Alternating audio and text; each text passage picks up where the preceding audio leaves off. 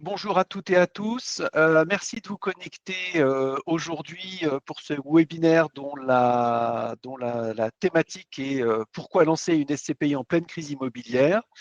On est ravi d'accueillir Foulque de Sainte-Marie qui va se présenter juste après de Osmo Énergie.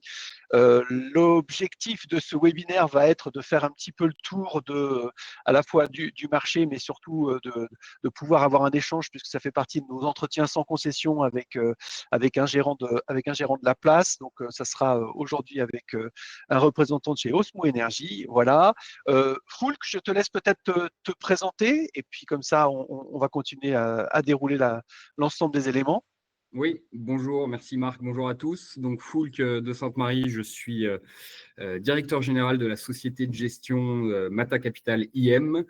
Voilà, ça fait plus de 10 ans maintenant que je travaille en société de gestion immobilière et notamment en gestion de fonds SCPI, puisque j'ai participé à la création d'une société de gestion, une petite société de gestion qui s'appelait MyShare Company, qui était une JV entre Atlan Voisin et AXA, au sein de laquelle j'avais créé MyShare SCPI à l'époque. Et voilà, j'ai rejoint Mata Capital il y a plus de 4 ans et je suis chez Mata Capital, opérationnellement, le gérant des fonds sur toute la stratégie long terme. Voilà. Merci. Je vais me présenter aussi, Marc Sartori. Donc, moi, je suis le président fondateur de la société Deept Invest. Alors, donc moi, je suis aussi dans l'immobilier depuis un petit moment. Deept Invest existe depuis 2005 et les plateformes ont été lancées depuis 2019. Si je vais juste faire un tout petit point technique, si vous voulez mettre votre écran en plus grand pour avoir accès aux éléments, vous allez voir juste à côté de la touche rouge, vous avez 3 petits points qui vont vous permettre de basculer en mode projecteur. Ça vous permet d'avoir un plus grand écran dans la résolution et de pouvoir voir plus aisément l'ensemble des éléments qu'on va diffuser. Voilà. Alors, pour la présentation, ça c'est fait. Aujourd'hui, je vais revenir un peu sur la présentation plus dans le détail de Deept Invest. Et puis, aujourd'hui, on va faire un petit bilan marché. Et puis ensuite, derrière, on entrera directement dans notre échange avec Foulque. Je commence donc par la présentation un peu plus précise de Deept Invest. Qu'est-ce qu'on fait? Donc, nous, la société existe depuis 2005. On a lancé le site en 2019. On a pris un statut un peu particulier sur le marché parce qu'on est à la fois une fintech et en même temps, on a pris le statut d'analyste financier indépendant. Et notre particularité, c'est qu'on ne vend pas de part de SCPI, ce qui nous permet de travailler avec tous les CGP de la place, les particuliers investisseurs aussi, les gérants, bien évidemment, et puis beaucoup de plateformes qui nous font confiance, Carbone Alpha, CGP Entrepreneur, qui n'est pas une plateforme mais qui est un réseau de CGP. On va travailler aussi avec fournir toute la data pour Alphaïs, plus 2-3 autres annonces qui vont arriver dans le courant d'ici la fin de l'année. L'objectif, c'était pour nous de démocratiser les fonds SCPI qui peuvent être des fonds un peu complexes mais très intéressants.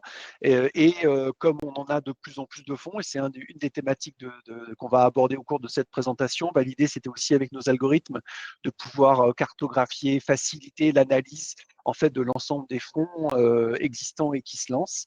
Et puis voilà, on a passé les 1200 inscrits sur notre plateforme et on avait 40 millions d'allocations l'an dernier en simulé en 2023 et je pense qu'on devrait faire du x2 normalement cette année si tout se passe normalement. Qu'est-ce qu'on propose comme outil? Plein de choses. On fait des analyses évidemment. On a nos fameuses notations, donc performance financière et performance durable.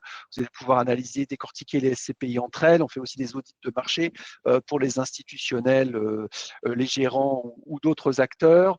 Pour les CGP, vous allez pouvoir faire via nos outils des allocations de portefeuille et l'intégralité des 12 000 immeubles qu'on référence maintenant sur le marché sont tous géocodés pour l'ensemble des SCPI, ce qui va nous apporter une profondeur d'information particulièrement intéressante sur ce marché. On a eu pas mal de nouveautés cette année. Si je fais un petit coup dans de projecteur dans le rétroviseur, on va dire. Voilà, on a pas mal de nouveautés. On peut désormais apporter des portefeuilles. On a des outils de veille qui sont mis en place. Et puis la dernière actualité la plus récente, c'est tous les CGP. On a révélé le palmarès des SCPI durables, donc qui se fait en 2 temps. Première révélation depuis le 15 octobre où les CGP peuvent voter gratuitement avec une possibilité de gagner un accès à nos outils s'ils sont tirés au sort le jour le 14 janvier 2025, où on révélera les lauréats du palmarès des SCPI durables, avec donc 6 podiums cette année, 5 podiums qui sont constitués par les différentes SCPI, les scores qu'elles ont obtenus à nos Deep Index durables, et le 6e étant le vote des CGP parmi une liste d'une quarantaine de SCPI qui ont été identifiés comme durables sur cette année 2024. Voilà, alors là où il y a un petit lien qu'on pourra vous faire basculer et qu'on va vous copier-coller d'ailleurs tout de suite dans le chat si vous voulez, vous rendre sur la page pour voter. C'est tout à fait possible de le faire en même temps que cette présentation. Voilà, on va commencer. Alors, c'est un peu une coutume chez nous. On commence toujours par des petits sondages. Premier petit sondage que je lance tout de suite dans la foulée. De votre point de vue, est-il opportun de lancer un nouveau fonds SCPI en pleine crise immobilière? Alors, on fait toujours des réponses un peu caricaturales pour essayer de segmenter notre audience, n'est-ce pas? Donc, le premier, c'est le moment est surprenant. La première réponse, c'est le moment est surprenant car les collectes sont en berne alors que les investisseurs cherchent plutôt à en sortir. Deuxième réponse possible, c'est un marché d'opportunités, mais il faut être extrêmement sélectif. Et puis troisième, j'avoue ne pas être convaincu par la démarche, mais je ne demande qu'à l'être. Comme ça nous donnera une possibilité. Alors, je vous laisse voter simplement pour que vous ayez la possibilité de voter. C'est en bas à droite, un triangle, un rond, un carré. Vous cliquez dessus et vous allez directement sur le volet sondage et vous allez pouvoir exprimer votre position sur ce volet-là en répondant en choisissant parmi l'une de nos 3 possibilités. Donc, je répète, le moment est surprenant, c'est un marché d'opportunité où j'avoue ne pas être convaincu par la démarche. On a pour l'instant, on va laisser encore voter quelques secondes. Bon, tout le monde est convaincu que c'est un marché d'opportunité. Donc, vous êtes au bon endroit, on va pouvoir vous répondre. Je laisse encore 2-3 secondes pour que les derniers votants puissent avoir le temps de s'exprimer. Voilà, le marché d'opportunité fait un carton, donc ça tombe très bien. On va un petit peu un peu plus rentrer dans les détails. Alors, avant de passer à notre discussion, l'idée c'était aussi de dire, on parle de crise immobilière, ok, très bien, mais comment est-ce qu'on la caractérise cette crise immobilière, et justement de rentrer un petit peu plus dans les détails pour voir ce qu'il y a à l'intérieur. Alors, vous l'avez tous vu, entendu, la remontée des taux que nous avons connus sur l'année 2023 est historique par ça, à la fois la hauteur de la hausse des taux qu'on a connue et surtout la brutalité avec laquelle ça s'est fait, puisqu'en quelques trimestres, les taux ont énormément augmenté. Et puis, on vous les a mis là, puisque vous voyez qu'en gros, on est arrivé à un plateau et le plateau est en train de redescendre. On est probablement dans une courbe en cloche. Alors après, vu que l'inflation est revenue a priori dans son lit ou dans le lit souhaité autour des 2%, voire peut-être même maintenant un petit peu moins, probablement que les taux vont continuer à baisser régulièrement. Donc, c'est ce qui peut effectivement générer des opportunités. Et la deuxième partie de la discussion, c'est qu'évidemment, dans l'immobilier, ce qui caractérise l'ensemble du marché immobilier, eh bien, c'est l'impact sur l'OAT. Donc, vous voyez que l'impact est quand même assez pour l'instant, on va dire un peu dans des évolutions qui peuvent être différentes. Pourquoi? Parce qu'on a quand même, alors à la fois la baisse des taux, ça c'est très clair, mais on a aussi une situation politique en France on va la qualifier de instable, qui donc peut introduire un certain nombre de contraintes sur ce fameux OAT, et donc peut-être qu'on n'a pas encore bénéficié complètement du bénéfice des baisses de taux qui sont avancées par la BCE. Alors, on espère que tout ça va s'éclaircir dans les prochains trimestres. Alors, une fois qu'on a dit ça, on a quand même sur un marché immobilier qui est, alors si on prend les SCPI dans leur particularité, elles étaient historiquement positionnées sur le marché des bureaux. Et sur le marché des bureaux, on est quand même dans une situation qu'on peut qualifier d'historique, puisqu'on a passé, alors ça c'est des chiffres qui datent du deuxième trimestre 2024, mais globalement la tendance est là. On a des disponibilités de bureaux en mètres carrés qui sont historiquement élevées. On est à plus de 5 millions de mètres carrés et on a remis l'historique ici pour qu'on puisse voir une série longue. Vous voyez que pendant la crise de 2008-2009, ça avait été déjà un pic, mais on était autour des 3,5 millions. Et donc, ça avait été résorbé progressivement Alors, ça avait augmenté post-Covid, et puis là, on est quand même sur un niveau qui est quand même historiquement élevé. Donc, ça implique aussi des conséquences. Alors, la conséquence la plus marquante, c'est la baisse des prix. Alors, tout ça, ce sont des chiffres qui sont sur l'Île-de-France parce que c'est ce qu'on peut suivre le plus facilement. Mais on voit donc quand même une violence dans la baisse des prix qui est extrêmement forte sur ce segment du bureau, avec quand même un petit nota bene, c'est qu'on a des investissements qui sont particulièrement faibles sur cette dernière année, sur ces 2 dernières années.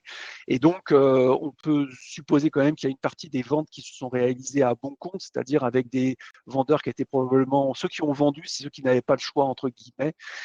Et donc, voilà, donc il faut quand même attention à ce chiffre, parce que les volumes d'investissement sont historiquement faibles là aussi. Donc, il peut y avoir quand même un peu une tension sur cette dimension-là, et il faudrait qu'on puisse voir dans les prochains trimestres, lorsqu'il y a un retour à des volumes peut-être un peu plus, entre guillemets, normaux, s'il n'y a pas une hausse des prix, entre guillemets, qui peut revenir, parce que là, la baisse des prix qu'on a constatée nous fait revenir sur des prix de 2016-2017, ce qui est quand même, voilà, en pratiquement une année, on a perdu 7 ans de croissance de prix. Donc, c'est quand même sur le segment du bureau assez substantiel à noter. Alors, qu'est-ce qui se passe sur le volet des SCPI? Attention au troisième trimestre. Donc ça, c'est nos informations qu'on diffuse dans notre baromètre trimestriel des SCPI.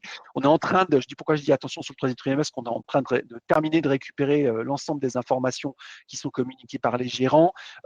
Regardons le deuxième trimestre par rapport au deuxième trimestre de l'année passée. Vous voyez que globalement, on a eu encore une destruction de valeur sur le deuxième trimestre. Pourquoi? Parce qu'il y a eu des SCPI qui ont baissé les valeurs de part, et on a déjà expliqué et on a déjà eu un certain nombre de webinaires sur le sujet pour mettre en évidence l'hétérogénéité qui existe sur le marché, et c'est de ça qu'on va échanger juste après.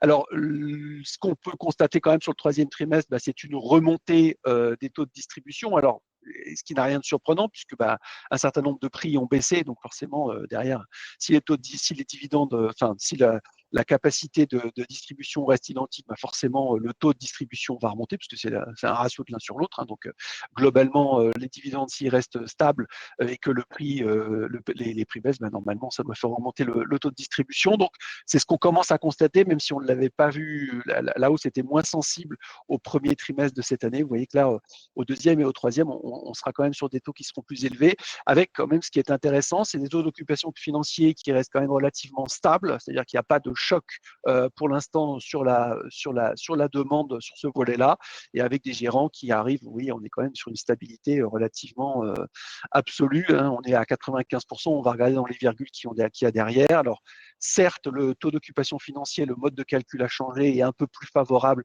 à tout ce qui est franchise de loyer, mais enfin quand même, il y a quand même cette capacité à générer. Puis, qu'est-ce qu'on regarde? On regarde quand même, on est sur un marché où vous voyez que, alors vous voyez, on n'a que 67 SCPI sur le troisième trimestre, donc on va le passer sous silence, ce chiffre-là, mais vous voyez que globalement, deuxième trimestre, quatrième trimestre, où l'intégralité des SCPI publient, on continue à augmenter sur le nombre d'acteurs sur le marché, puisqu'on était là à 113 SCPI de rendement à la fin du deuxième trimestre 2024, et on va être probablement, alors si on regarde dans le détail, on s'est intéressé pour essayer de regarder pour voir s'il y avait un phénomène particulier. On a pris une série relativement longue, on a pris le nombre de SCPI qui se lançaient sur le marché depuis la crise du Covid. Donc, vous voyez, la crise du Covid a été un moment un peu particulier, donc on va la mettre un peu sous silence, mais globalement, on est sur un marché où il y a une dynamique de lancement de fonds qui est relativement stable, puisqu'on est entre 9 et 11 fonds qui se lancent chaque année.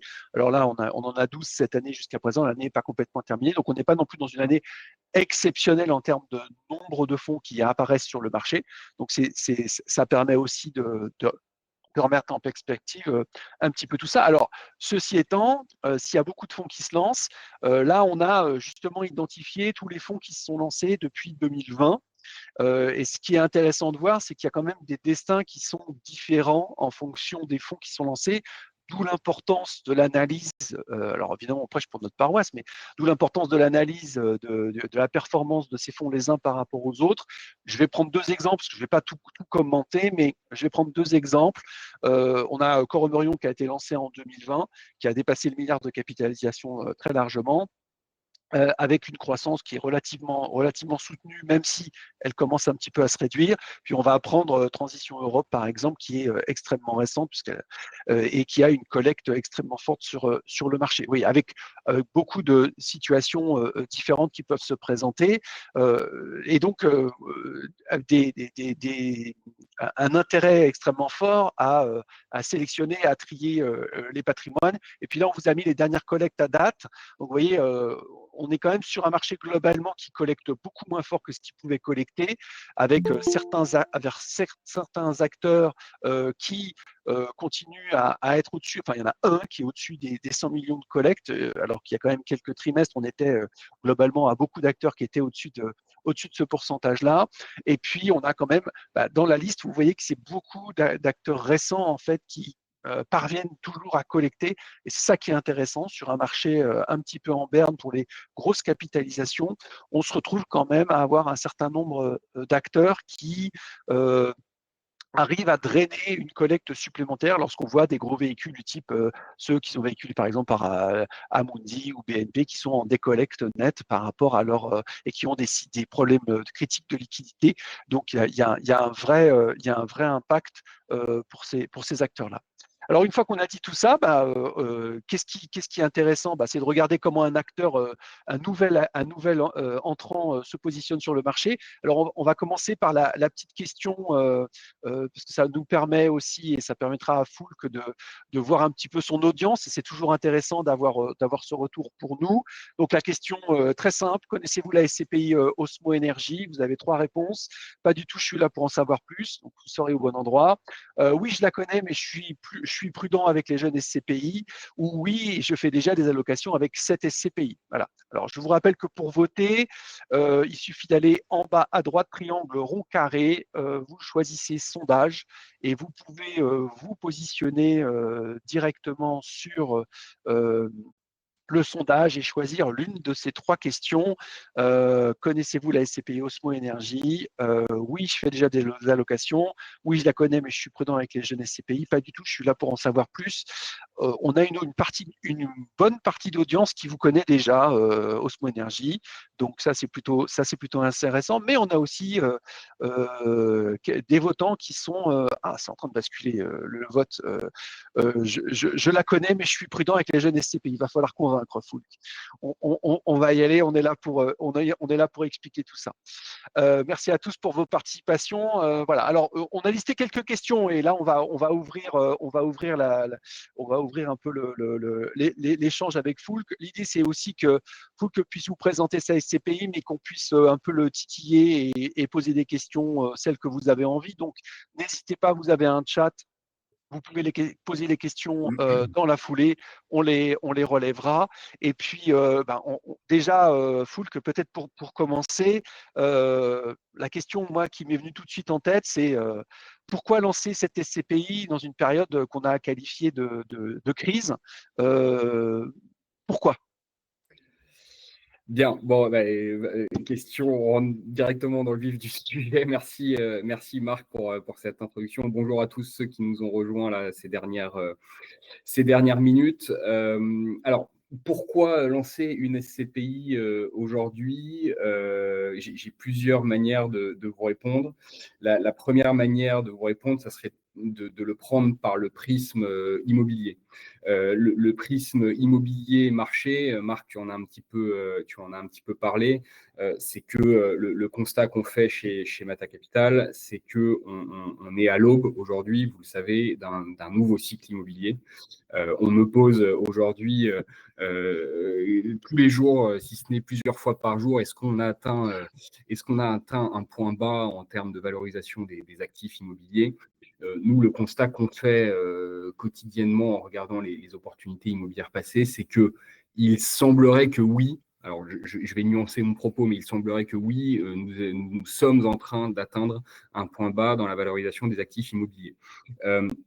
Ce qui est important de comprendre, c'est que, bon, vous le savez, l'immobilier, c'est un marché qui est on ne peut plus cyclique, qui historiquement, statistiquement, est un marché cyclique, et que c'est l'investissement immobilier, c'est toujours une question de timing. On a connu, comme le disait Marc, une baisse des taux, enfin des taux d'intérêt extrêmement faibles pendant une période plutôt longue, ce qui a favorisé la hausse des prix de l'immobilier. Donc, on a connu un cycle haussier extrêmement important des prix immobiliers sur ces dernières années.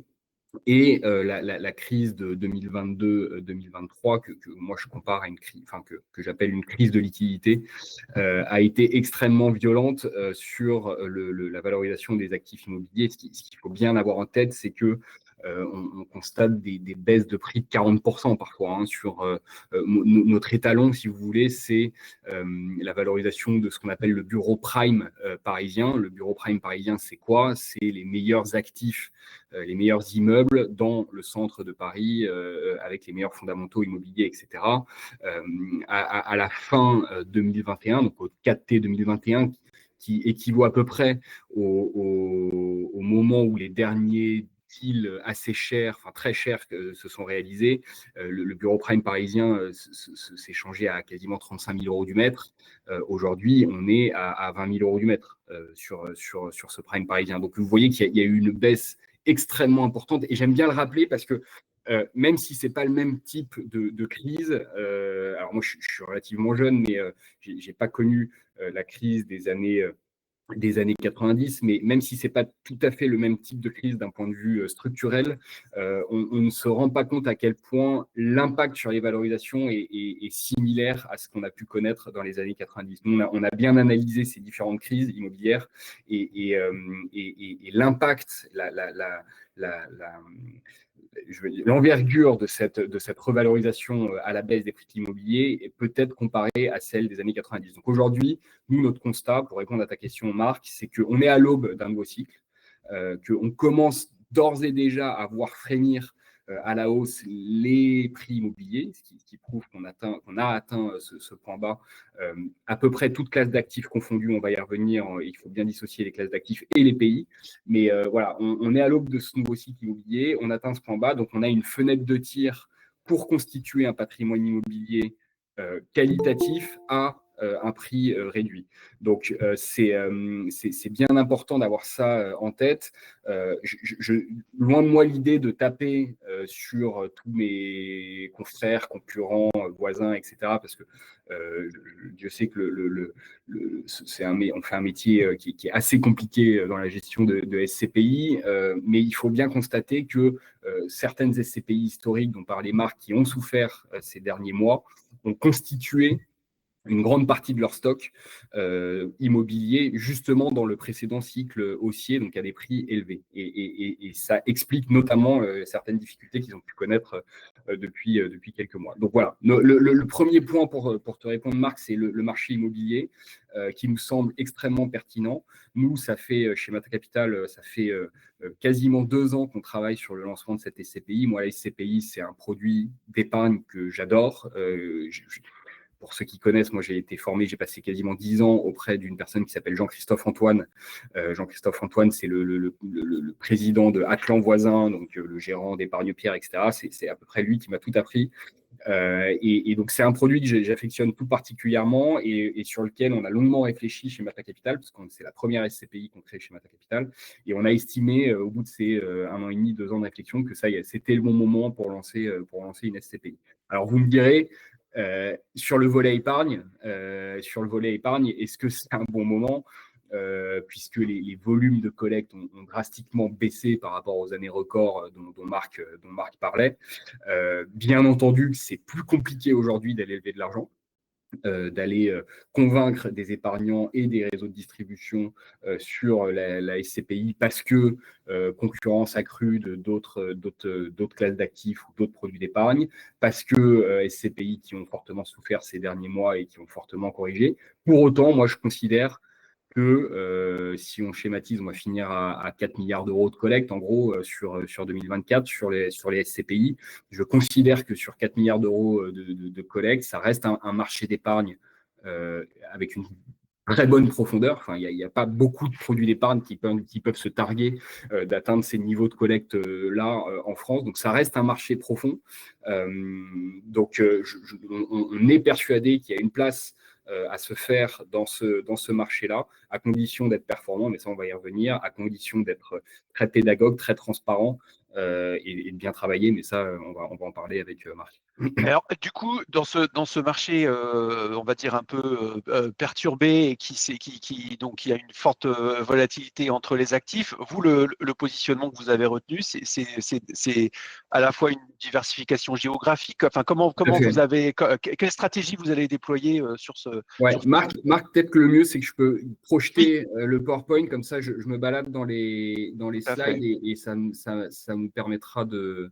Alors, je suis donc en. normalement, il faut que je t'ajoute en tant que co-organisateur, ce qui vient d'être fait, et je vais arrêter de faire la présentation. Ouais. Comme ça, tu vas pouvoir partager tes slides, effectivement. Yes. Voilà. Est-ce que vous voyez mon écran? Ouais, c'est tout bon. Ouais. Est-ce qu'il faut que je le mette en. Ça serait mieux en plein écran si tu pouvais, ouais. Ouais. Donc voilà, bon, Osmo Énergie, donc Osmo, il faut bien comprendre que c'est la marque dédiée au grand public de Mata Capital. Peut-être que je peux, est-ce que ça te convient si je présente Mata Capital vraiment en quelques Bien mots, sûr, bien sûr. Marc? Et il faut juste que tu arrives à le mettre en plein écran. Je ne sais pas si c'est Je possible. l'ai mis en plein écran Ah, normalement. alors ça, c'est pas diffusé. Bon, Ça passe pas. non. Alors Bah, attends, je vais essayer de réduire tout ça. Là, est-ce que. là, on voit l'écran, ouais. Et Ouais, s'il y a un moyen de couper un peu en haut, ça serait pas mal. Mais sinon, normalement, oui. on va s'en contenter. Comment je fais ça déjà? Attends. Bon. Voilà. Est-ce que c'est un peu mieux ou Ah, pas? c'est pas mal. Oui, c'est bien comme ça. Ouais, ok.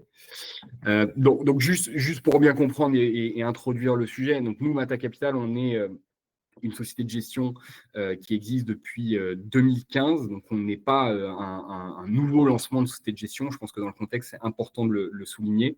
On est un acteur 100% indépendant. On est ce qu'on appelle un pure player de l'immobilier.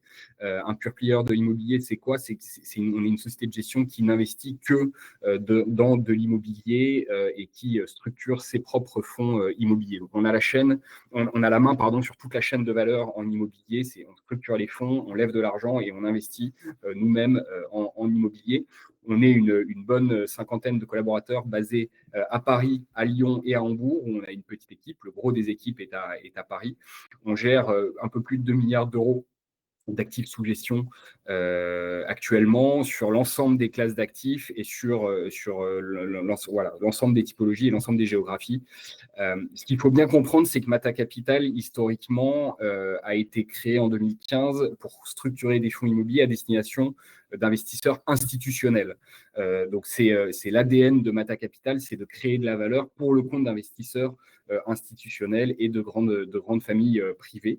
Ce qu'il faut bien comprendre également, c'est que le capital de Mata Capital est détenu à 100% par ses managers. Donc, on est totalement indépendant. Donc, on est plus d'une dizaine de managers à détenir le capital de la société de gestion. Donc, on est totalement indépendant. On ne dépend pas ni de fonds d'investissement, ni de réseau bancaire. Donc, on a totalement la main sur les décisions de gestion et sur la stratégie.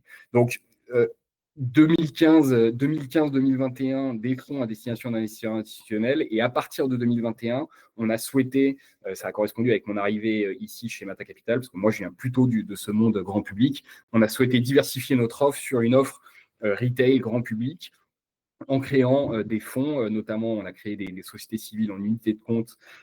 C'est une gamme qui s'appelle ImoCap Value, qui a une des meilleures performances sur 3 ans glissants. Et en fait, on a souhaité donner accès à cette clientèle grand public, l'ADN, la compétence historique de Mata Capital à laquelle on donnait accès aux investisseurs institutionnels. Donc, on a commencé à se diversifier à partir de 2021 et aujourd'hui, le point d'orgue de cette nouvelle stratégie, c'est le lancement de cette SCPI Osmo Énergie. Donc, vous voyez là, je passe vite, mais on a une gamme de produits plutôt core plus value add. Value add, c'est des stratégies très opportunistes dont on ne va pas parler aujourd'hui.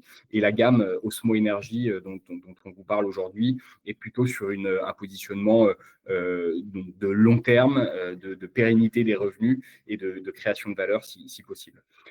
Donc, pour répondre à ta question, Marc, donc là, vous avez quelques exemples de fonds thématiques, Mata Capital, à qui on donne accès aux investisseurs institutionnels. Il y a notamment le fonds MCF Urban Convenience, qui est le fonds amiral de Mata Capital, qui est un fonds, le fonds historique. Vous voyez qu'on a généré depuis 2015 près de 10% de performance en moyenne depuis la création, dont 6,5% de distribution. Donc, c'est typiquement le genre de choses qu'on souhaite mettre en place sur la SCPI.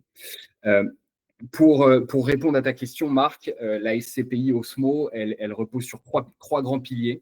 Le premier pilier, c'est évidemment une performance financière qui est ambitieuse, parce qu'aujourd'hui, pour être audible, tu parlais des lancements de SCPI aujourd'hui, pour être audible par le marché, il faut être ambitieux d'un point de vue distribution. Donc, nous, on a un objectif de distribution sur le long terme de 6%. Qu'on a revu à la hausse là pour cette année 2024 à des lancements à 7%, mais ça j'y reviendrai en détail, mais on souhaite s'inscrire sur le long terme.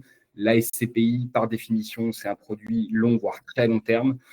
Donc, moi, ce qui m'intéresse, c'est cette stabilité et cette pérennité du revenu locatif et donc de la distribution. Donc, on a cette performance. Je me permets de poser une question. Sur le marché, on a des 9, parfois 10% qui sont annoncés. Ouais. Qu'est-ce qui se passe chez vous? Alors, il y a plusieurs manières d'y répondre. Il y a beaucoup de SCPI qui affichent des taux de distribution extrêmement importants parce que c'est leur première année, notamment. Donc, il faut être bien vigilant et bien regarder la manière dont c'est calculé, la nouvelle manière de calculer la chose imposée par l'AMF, c'est souvent de prendre, c'est pas souvent, c'est de prendre le prix de la part à l'année N-1, donc au 31-12 de l'année N-1, et souvent des SCPI qui se lancent ont procédé à des phases sponsors, donc parfois il y a des petites décotes sur le prix de la part, donc il faut bien être vigilant vis-à-vis de ça. Et surtout, les premières années, vous savez qu'il y a le délai de jouissance qui joue à plein, et donc on peut jouer sur la performance au maximum, sur l'effet évolutif de la SCPI au maximum pour aller générer des performances très importantes sur la première année ou les 2-3 premières années. Donc, oui, il y a des très belles performances qui sont affichées aujourd'hui. Nous, on a revu à 7% à la hausse cette année, puisqu'on est en première année, notre objectif. Il est très vraisemblable qu'on va faire plus, mais encore une fois, moi, c'est pas tant ce qui m'intéresse. Je suis pas dans une course à l'échalote. Ce qui m'intéresse, c'est le long terme. Les effets d'annonce, alors certes, ils sont bien, parce qu'ils permettent d'avoir un peu de visibilité. Mais je ne suis pas un grand fan de cette course à l'échalote et des yo-yo qu'ils peuvent avoir sur les performances des SCPI. Moi, ce qui m'intéresse, c'est d'être là pour 10, 15, 20, 30 ans, 50 ans et générer de la performance qui est pérenne dans le temps. Donc, il y a beaucoup d'effets d'annonce dans ça. Il faut faire le tri, il faut bien analyser le pourquoi du comment de ces performances. Après, c'est aussi corrélé à ce que je disais en préambule, c'est que le fait est qu'aujourd'hui, il y a un marché qui est extrêmement intéressant à l'acquisition d'un point de vue investissement immobilier pur. On rentre à des taux de rendement, pareil, je vais vous montrer en détail, qui sont très élevés et qui permettent de distribuer un peu plus. Voilà. Une parenthèse refermée. Donc, le premier pilier, c'est cette performance financière ambitieuse. Le second pilier de notre stratégie, c'est une stratégie immobilière qui est extrêmement diversifiée et mutualisée et responsable. Je commence par la partie responsabilité. On est une SCPI qui est classifiée SFDR 9 côté AMF. La classification SFDR 9, je suis désolé, c'est un mot un peu barbare, mais je ne sais pas si vous le connaissez, mais c'est la classification SFDR, c'est la réglementation en termes de finances durables européenne pour l'ensemble des produits d'épargne, pas que immobilier, mais également financier. Il y a 3 catégories, il y a 6, 8 et 9. Nous, on est au 9, classifié SFDR 9, qui est le plus haut niveau de classification en termes de finances durables. Donc, c'est c'est un engagement qui est fort, qui est très important, qui nous a valu beaucoup d'échanges avec l'AMF sur ce sujet-là, plusieurs mois, et c'est ce qui a un peu retardé d'ailleurs le lancement de la SCPI, parce qu'on est tout simplement la première SCPI à être lancée, agréée en tant que SFDR 9 Day One, dès son lancement. Il y a quelques SCPI SFDR 9 sur le marché, mais qui s'étaient auto-classifiés SFDR 9 au moment de l'apparition de cette réglementation et qui avaient déjà un historique. Donc, nous, on a été la première SCPI agréée SFDR 9 du marché par l'AMF. On est labellisé ISR, évidemment, depuis maintenant quelques semaines. C'est pour moi un prérequis de la stratégie. Et donc, responsable, pourquoi? Parce qu'on souhaite mettre la thématique chapeau, c'est de mettre la sobriété énergétique et la sobriété carbone au service de la performance financière. Donc, pour résumer la stratégie immobilière globale de Son Énergie, il y a deux volets. Le premier volet, c'est être le plus diversifié possible et le plus mutualisé possible pour être justement très opportuniste sur l'ensemble des marchés, à la fois en termes de typologie et à la fois en termes de géographie. Donc ça, je vous l'ai dit, on considère chez Mata que les typologies d'actifs ne varient pas et ne corrigent pas au même moment en fonction des cycles macroéconomiques et également au même moment en fonction des zones géographiques. Donc l'objectif, c'est d'être le plus agile possible et le plus opportuniste possible dans la constitution du patrimoine, typologiquement, géographiquement. Et on sait que le nerf de la guerre de créer une SCPI qui fonctionne, moi, je me méfie un tout petit peu des SCPI thématiques, c'est de créer une SCPI qui est la plus mutualisée possible d'un point de vue locatif. Donc ça, c'est le premier volet. Et après, il nous fallait absolument une thématique chapeau qui soit identifiée de manière forte par à la fois les réseaux de distribution et par les épargnants. Et cette thématique chapeau, elle nous est parue évidente, qui est celle de la sobriété énergétique et de la sobriété carbone. Nous, on a un constat qui est simple, c'est de dire qu'un actif qui n'est pas positionné sur une trajectoire de sobriété énergétique sur le moyen long terme est un actif qui perdra de la valeur. Donc ça, c'est une conviction forte qu'on a chez nous et ça nous semblait évident de mettre cette thématique chapeau au-dessus de la stratégie immobilière. Et ça se fait du coup en achetant du patrimoine neuf, ça se fait en faisant de la rénovation, comment Non, ça se fait. Alors, on peut évidemment acheter du patrimoine neuf. Notre terrain de jeu, si je puis m'exprimer ainsi, c'est plutôt au contraire d'aller acheter des immeubles seconde main en état d'usage qu'on va repositionner petit à petit sur le long terme, sur une bonne trajectoire de consommation énergétique, avec deux volets. On y reviendra en détail tout à l'heure avec un petit graphique, mais avec des actions liées à la sobriété énergétique, donc à l'usage, au comportement du locataire, et des actions liées à l'efficacité énergétique. On va aller, pour le coup, faire des petits travaux de remplacement d'équipements, etc., etc. Et ça, si ça te va, Marc, j'y reviendrai en détail. Bien sûr, bien sûr. Et enfin, le troisième pilier, je fais vite, c'est plutôt sur la partie passif et la partie collecte, c'était de créer une épargne très accessible, très dynamique, très flexible dans son approche. Puisqu'on le voit aujourd'hui, le monde de l'épargne évolue peut-être plus vite qu'il n'a jamais évolué, je pense. Il y a une concurrence qui est accrue en fonction des différentes offres. Donc, on souhaitait être le plus accessible possible. Donc, on est accessible à partir de 300 €, à partir d'une part. On est évidemment accessible en démembrement, pleine propriété, nue propriété. On a paramétrer, coder notre propre plateforme de souscription et de suivi qui est 100% digital. On a des développeurs en interne, on a un CTO en interne, une équipe dédiée qui sur l'ensemble de nos fonds, de notre gamme, mais a fortiori sur la SCPI, qui travaille sur une plateforme de souscription qui soit hyper agile et hyper souple. Et on a le versement des dividendes mensuels sur cette SCPI qui, pour moi, est aujourd'hui, pareil, un prérequis dans la flexibilité de l'épargne. Donc, on a distribué nos premiers dividendes en août dernier. Donc, voilà, on distribue mensuellement nos revenus. Il n'y a pas beaucoup de SCPI qui le font.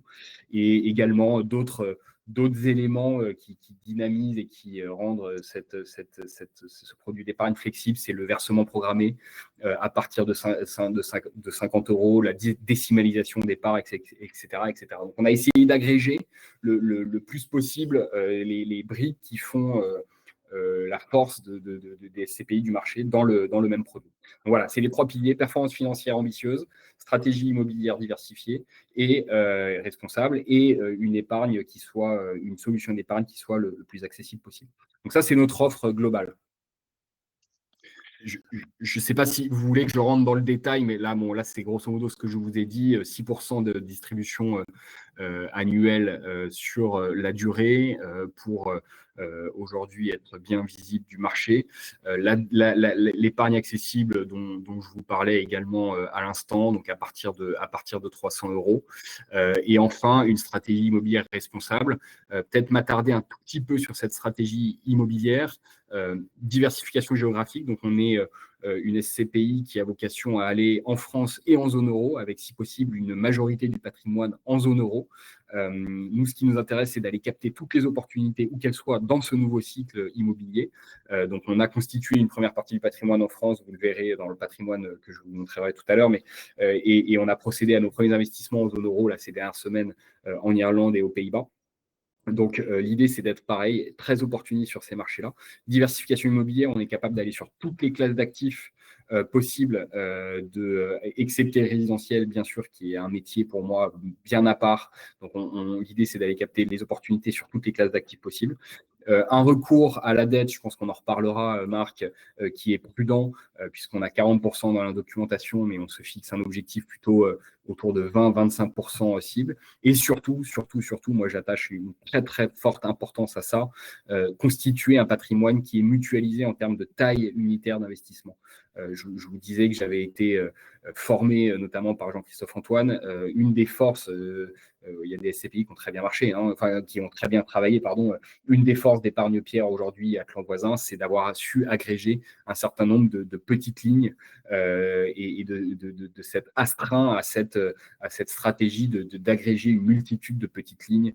Et c'est vraiment ce qu'on souhaite faire sur Osmo Énergie. Vous verrez que les premiers investissements qui ont été faits entre 500 000 euros et 6-7 millions d'euros. Et donc, c'est vraiment notre objectif, c'est de conserver le plus possible des tailles unitaires qui sont faibles sur le plan du volume d'investissement. Là, vous avez quelques exemples qui pourraient être mis en œuvre à l'échelle du patrimoine. On y reviendra peut-être en détail tout à l'heure. Et après, ça, c'est les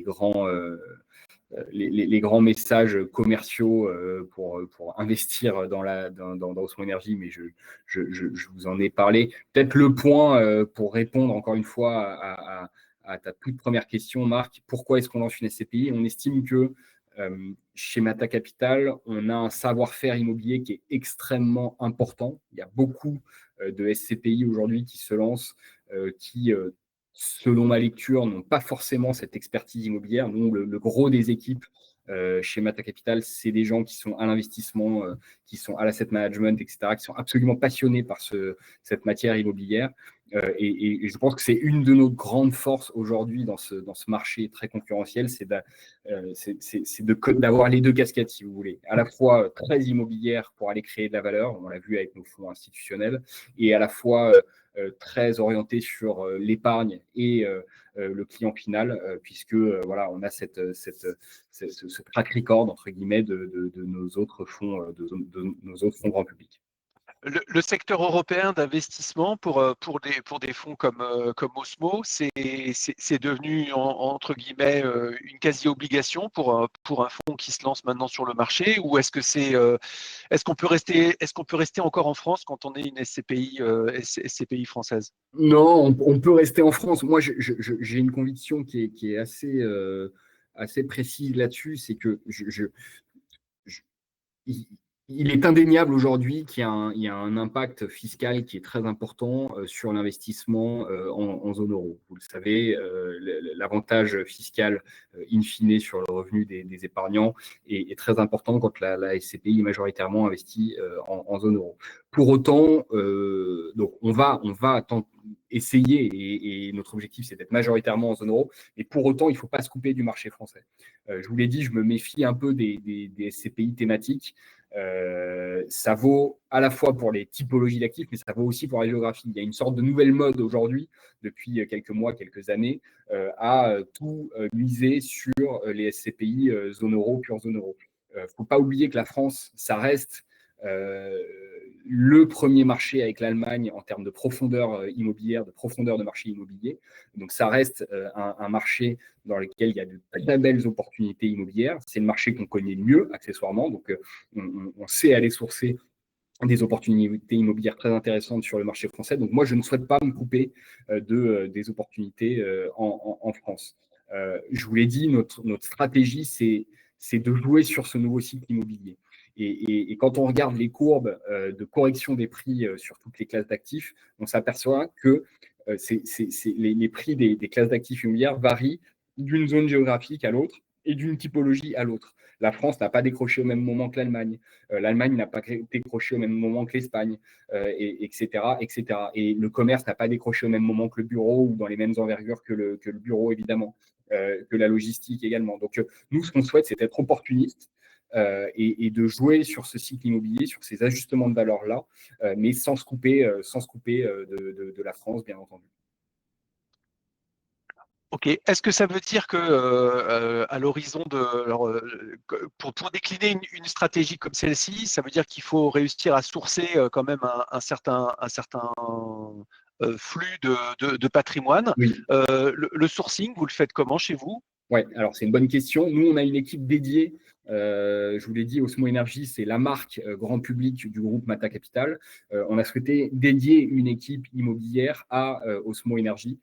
Donc aujourd'hui, comment on fonctionne? On fait notre sourcing français, bien sûr, avec l'ensemble des équipes classiques.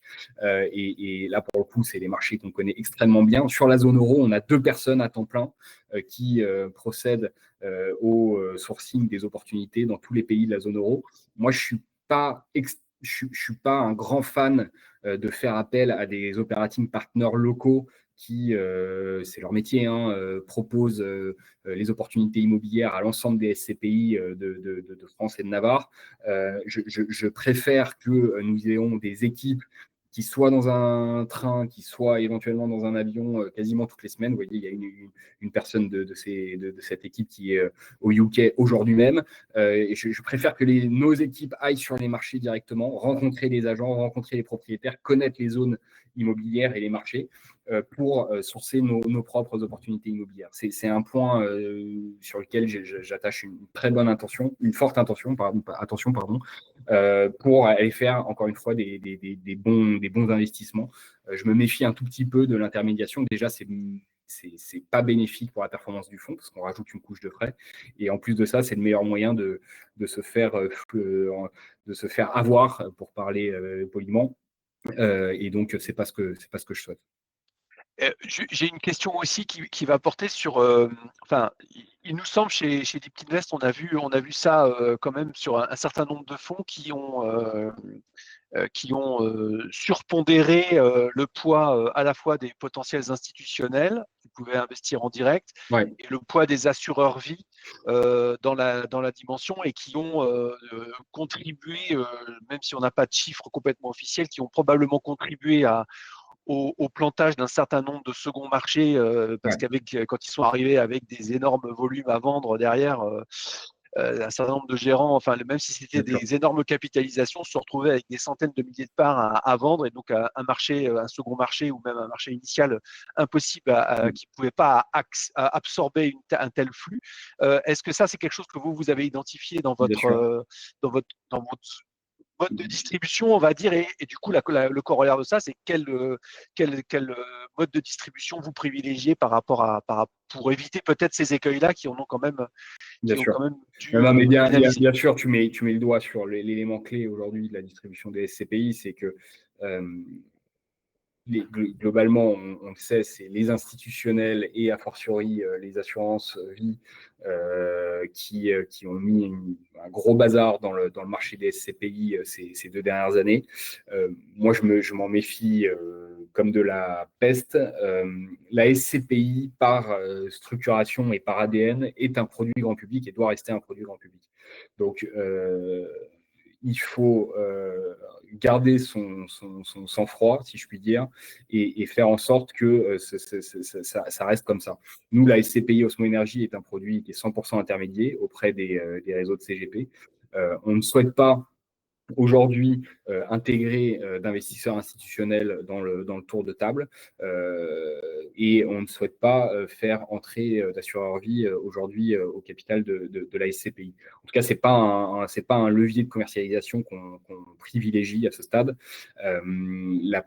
Voilà, ça doit rester un produit intermédiaire. Si d'aventure des institutionnels venaient, parce qu'ils sont plusieurs à gratter, à toquer à la porte, hein, évidemment compte tenu du nouveau cycle, si d'aventure on devait intégrer des investisseurs institutionnels dans la SCPI, ça serait de manière très encadrée, sur des tickets d'investissement extrêmement réduits, donc inférieurs à 5 millions d'euros, et surtout de manière encadrée en termes de durée de détention, éventuellement de commissions, de frais en cas d'arbitrage, etc., etc. Donc, on ne pousse pas ça, évidemment, aujourd'hui, mais si d'aventure on devait le faire, ça serait de manière encadrée sur des tout petits volumes, parce que voilà, il faut que la SCPI reste sur son ADN de produit grand public ultime. Ok, je crois que tu voulais nous présenter le patrimoine à date. Oui, alors à date, juste rapidement, vous voyez quelques chiffres aujourd'hui. Donc, on a lancé la SCPI en mars dernier, donc 2024. On a collecté près de 30 millions d'euros depuis son lancement. Donc, on est plutôt satisfait de ce lancement. C'est un bon début. Ces 30 millions d'euros ont quasiment été investis ou sécurisés à 100% en actifs immobiliers. Alors, vous voyez, on a signé aujourd'hui près de 20 millions d'euros d'investissement à un taux de rendement supérieur à 8% acte en main, donc tout frais et droit inclus. C'est le corollaire de ce que je vous disais en préambule, hein, avec ces repricing immobiliers. Donc aujourd'hui, on a plus de 25 millions d'euros sécurisés. Je vous montre juste en détail, c'est intéressant. Moi, j'aime bien montrer ces courbes de manière transparente parce que ça permet de voir la montée en charge de la SCPI. Là, vous avez la collecte qui est mensuelle à gauche et cumulée à droite. Vous voyez que sur les mois de août, septembre, octobre, on commence à avoir un premier infléchissement dynamique de cette collecte. Donc voilà, ça commence à prendre et on en est très heureux. Il y a eu un gros mois au mois d'avril parce que ça correspondait à la phase sponsor de la SCPI, donc ce qui est naturel. Mais voilà, on tourne aujourd'hui autour de 2 millions d'euros mensuels de collecte, donc c'est plutôt positif dans le contexte de marché qu'on connaît. Et là, je vous ai mis les investissements réalisé, signé. Donc, on a signé en octobre 2024, je vais y revenir en détail, 5 millions d'euros sur un actif en Irlande, à Cork, que je vous présenterai juste après. Et on est sous promesse, enfin l'équivalent d'une promesse sur un immeuble aux Pays-Bas pour 7 millions d'euros. Mais pareil, je vais y revenir. Donc, vous voyez qu'on est à plus de 7, on est quasiment à 8% acte en main, donc tout frais et droits inclus, moyen de rendement immobilier sur la SCPI. Et après, moi, je mets souvent ce graphique-là, alors qui est un peu peut-être technique, mais qui est absolument prépondérant à analyser et à bien vérifier sur l'ensemble de vos SCPI. C'est cette adéquation entre la collecte et les investissements. En bleu, vous avez la collecte cumulée net à investir et surtout en pleine jouissance effectuée sur Osmo Énergie depuis le lancement. Et en orange, vous avez les investissements cumulés. Et en fait, pour être le plus relutif possible, pour être le plus générateur de performance possible pour la SCPI, l'objectif, c'est d'investir dans la période du délai de jouissance, donc avant la jouissance des parts de la SCPI. Donc moi, ça, c'est un graphique que je suis comme le lait sur le feu tous les matins et qui est très important pour comprendre comment les SCPI génèrent de la performance ou pas. Donc aujourd'hui, à date, on a plus d'une dizaine d'immeubles sous gestion, donc on commence à être bien mutualisé. On a plus d'une dizaine de locataires également différents. On a évidemment un taux d'occupation financier qui est à 100%.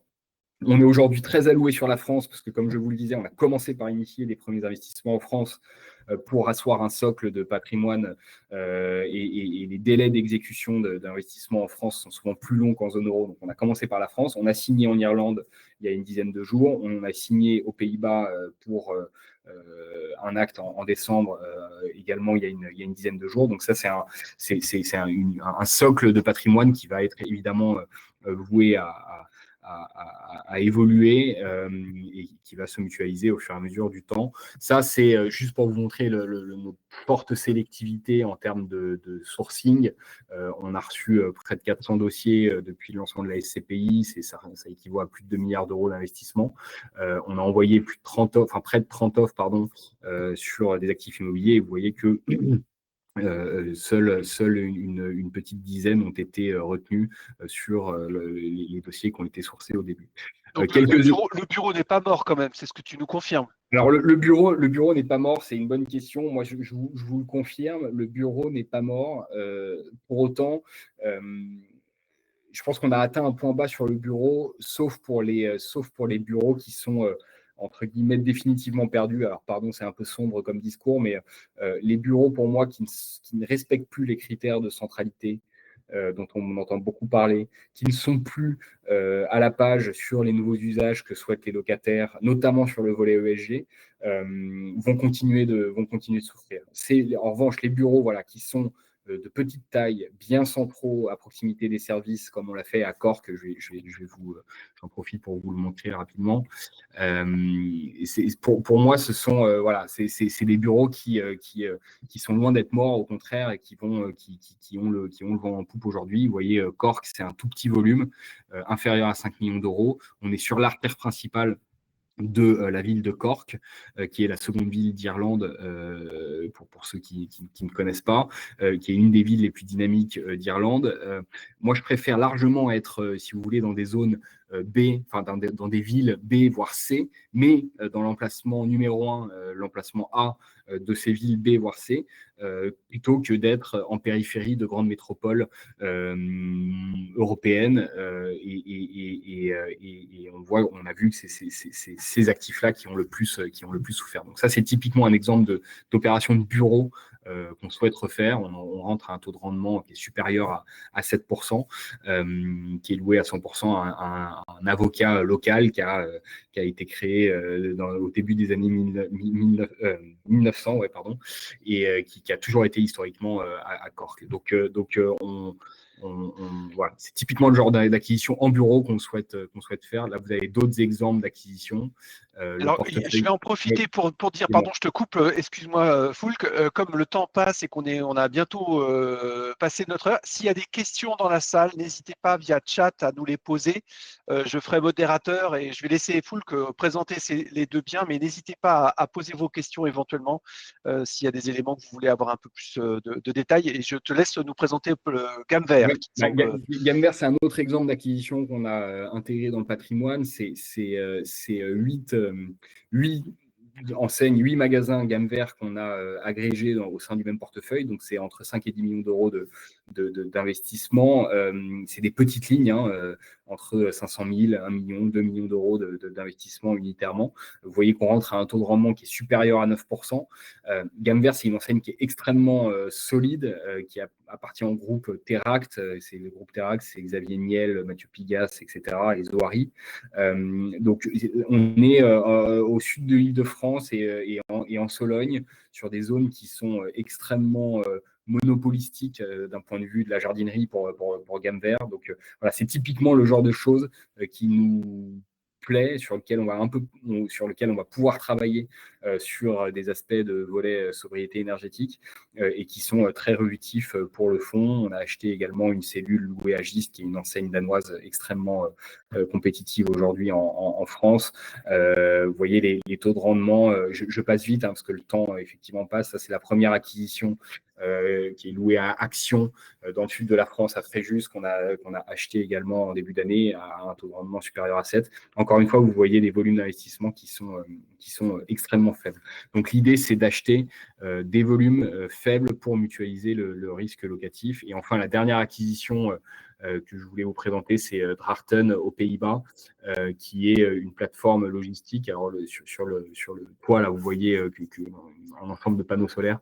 Donc c'est une plateforme logistique extrêmement bien située au nord des Pays-Bas, sur lequel on a signé une promesse de vente là, il y a quelques jours. On rentre à taux de rendement supérieur à 7% et qui nous permettra encore une fois de diversifier le patrimoine de la SCPI.